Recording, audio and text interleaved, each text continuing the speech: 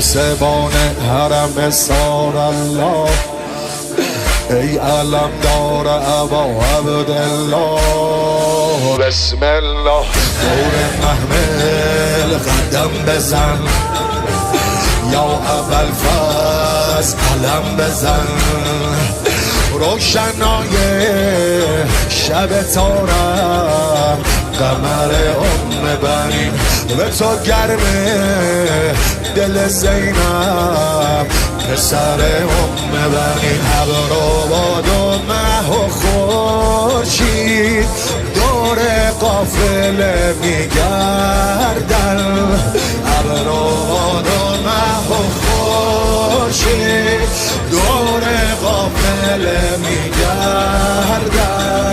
به خیمه های سارالله عرض ارادت میکردم، عرض ارادت میکردم.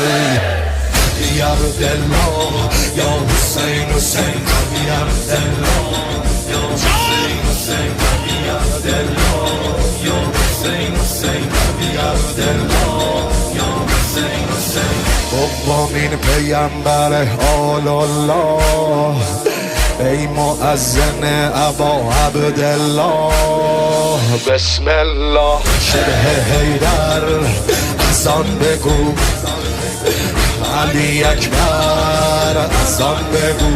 از ازل تا به قیامت به خدای فاطمه مثل خورشید میدرخشد.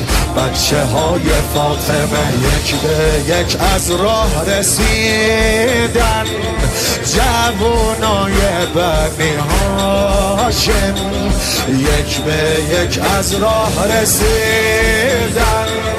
جوانای بنی هاشم با پرچم حسن اومد. حضرت شهزاده قام یا عبدالله یا حسین حسین یا عبدالله